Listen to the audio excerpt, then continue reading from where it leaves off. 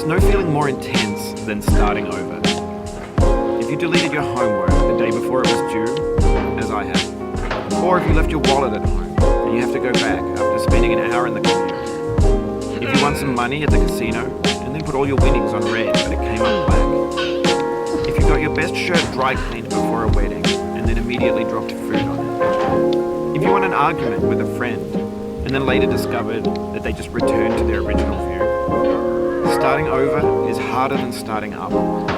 If you're not ready for that, like if you've already had a bad day, then what you're about to go through might be too much. Feel free to go away and come back. I'll be here. Alright, thanks for coming with me on this trip. I'll understand if you have to take a break at any point. Just find a safe place to stop and quit the game.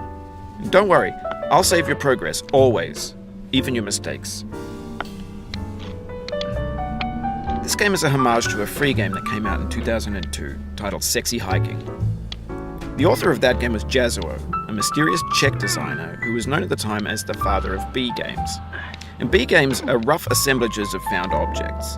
Designers slap them together very quickly and freely, and they're often too rough and unfriendly to gain much of a following. They're built more for the joy of building them than as polished products. In a certain way, Sexy Hiking is the perfect embodiment of a B game. It's built almost entirely out of found and recycled parts, and it's one of the most unusual and unfriendly games of its time. In it, your task is simply to drag yourself up a mountain with a hammer. And that act of climbing, in the digital world or in real life, has certain essential properties that give the game its flavor. No amount of forward progress is guaranteed. Some cliffs are too sheer or too slippery, and the player is constantly, unremittingly in danger of falling and losing everything. Anyway, when you start Sexy Hiking, you're standing next to this dead tree that blocks the way to the entire rest of the game. It might take you an hour to get over that tree, and a lot of people never got past it.